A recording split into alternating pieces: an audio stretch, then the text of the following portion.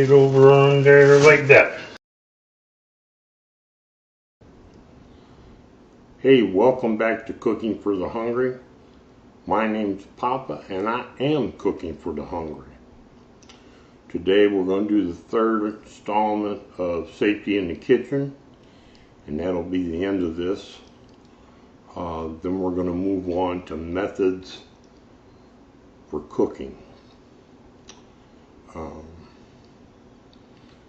Safety in the kitchen cannot be understated. There's a lot of things where you can get hurt, and you don't want to go there. I guess the first thing to talk about is turning on switches and turning on appliances, especially with wet hands. One of the things that's not really good to do is put your hand on the sink, one hand on the sink, and then one hand go over and flip the switch. Yeah, you do have protection with those sockets, but don't want to find out you got a faulty one. So don't touch the sink at all and just reach over and flip the switch for the grinder or the light. You might hear a light there too. Make sure your hands are dry and make sure you don't have a hand on the sink. That's a surefire way to get electrocuted, and it don't have to hit you very hard, very quick. 110 will actually hold on to you quicker than 220 was. Turning on your appliances, same thing. Don't do it with wet hands, and make sure that you don't put your hand on the counter. Let's talk about appliances for a minute. My goodness, you can get into a lot of trouble with appliances. I know I have. I had to cut out a section in one of my podcasts because I got a bad habit of taking spatulas and running down the sides whenever it's on, trying to push the stuff back into the mix. That's very, very dangerous. I did that one time, I said in one of my podcasts, and he grabbed a hold of it, pulled on my hand, and flipped out and shot across the kitchen. It's a bad habit of mine, but I'm glad to do this safety film because it reminds me of what I need to be doing.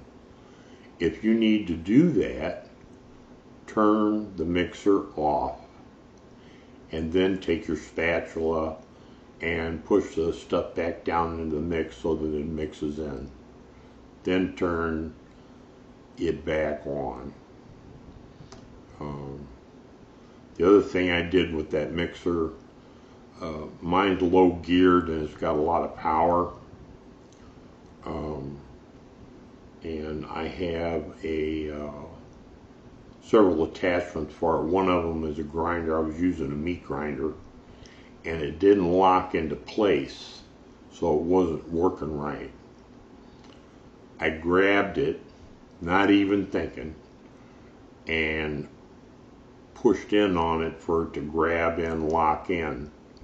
Well, when I did that, it literally jumped off the counter and flipped over and twisted my wrist. It could have broke my wrist.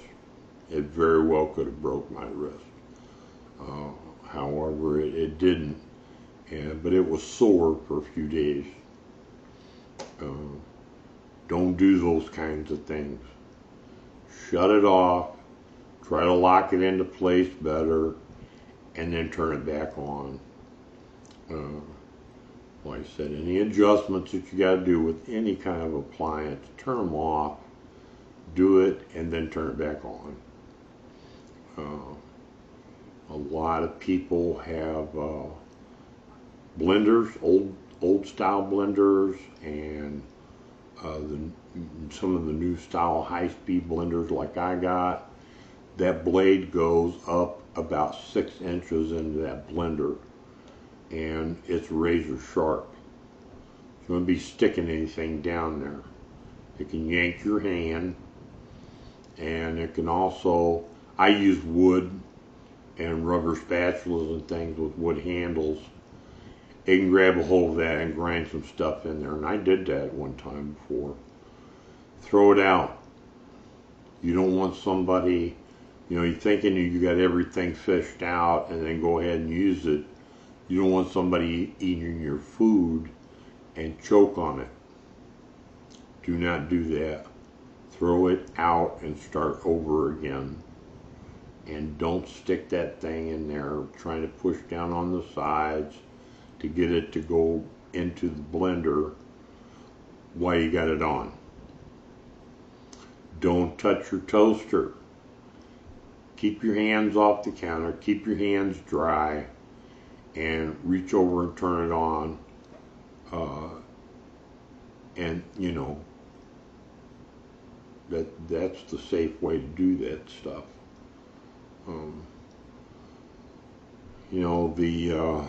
There's so many things in safety in the kitchen.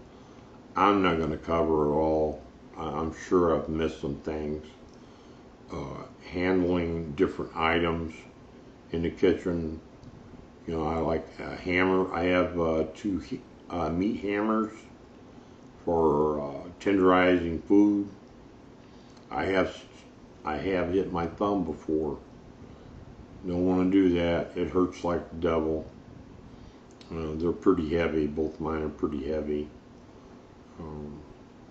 So be careful with your hand items, your hand mixers. Hand mixers, you're going all over the mixing bowl trying to mix it all in. Don't do that. Take and turn it off, just like I was talking about my tabletop or my countertop one. That's very heavy, by the way. And take and turn it off and mix it back in there and then turn it back on again. These can be habits that you get and do it all the time. And I've got a bad habit of that with the mixer that I have, the countertop mixer. Be careful. So let's talk about the stove and the oven. Stove tops can get very, very hot. I have a glass top. Those are pretty popular now. They stay hot. They stay hot for a while. Especially if you're using 2 burners or more. Don't try to wipe it off. Don't do all the stuff like touching it. The whole top can get hot. Mine's got a little light that comes on and stays on when you turn the burners off and let you know that it's still hot enough to burn you. Don't rely on that. Just wait a while. You can come back and clean it off. You just don't want to do that stuff. You can get a pretty nasty burn putting your hand down on the table on the top of the stove. And the next thing is ovens. You can burn your hand, you can burn your arm. It's very, very easy to burn your arm. You reach in to grab something.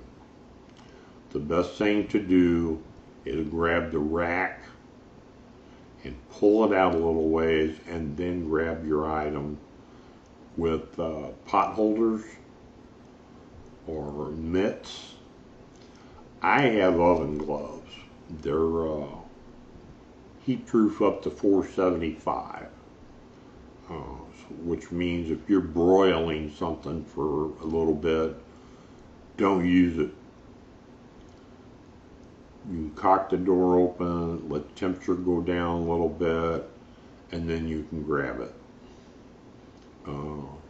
So, you know, they're really good. I like the oven gloves. I've had them for a while.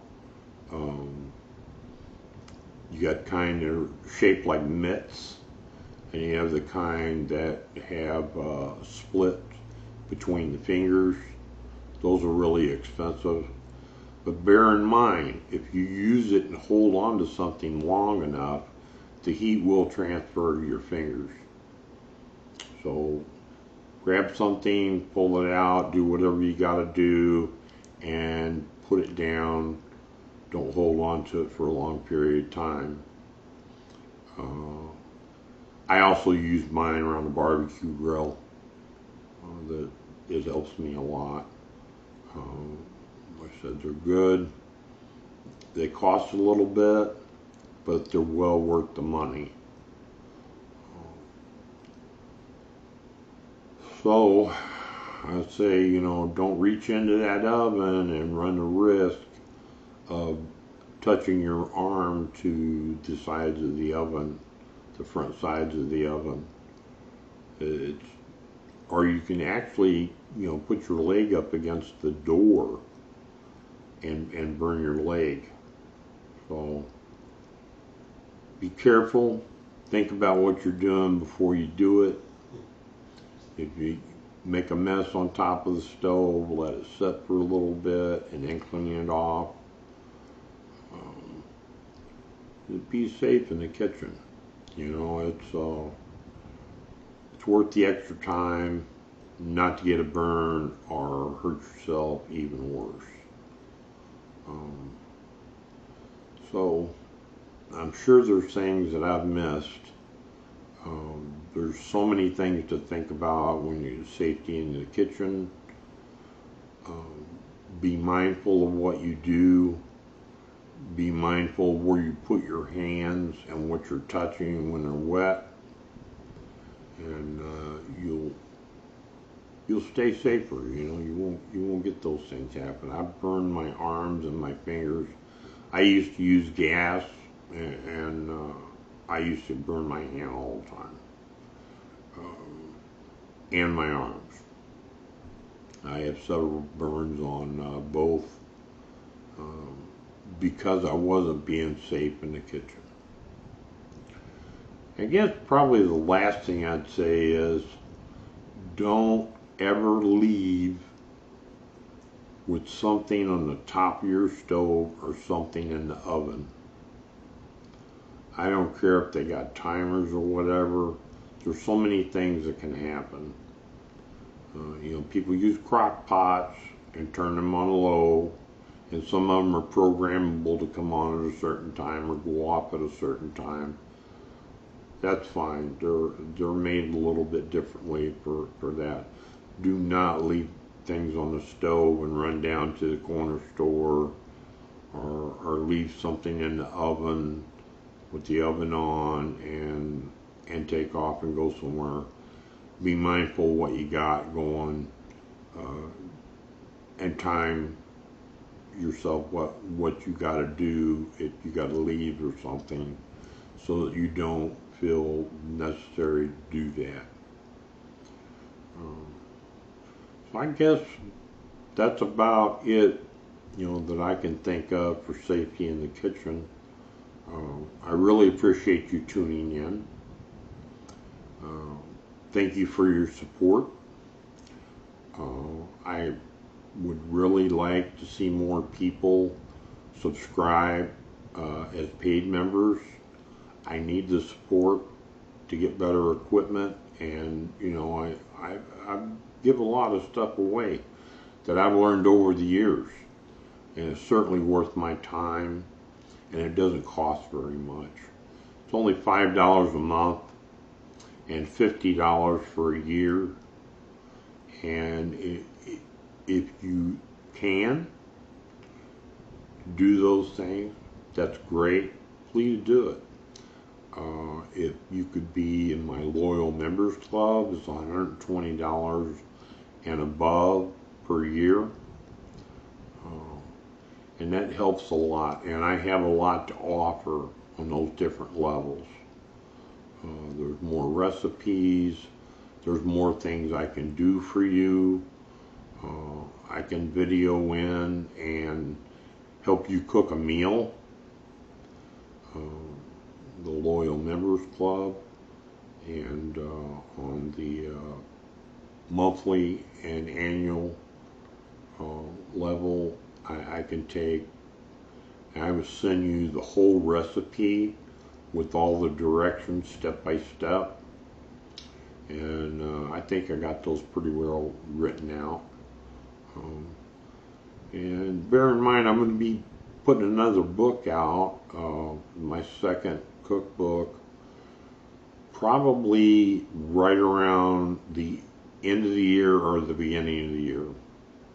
The end of 2026 or the beginning of 2027.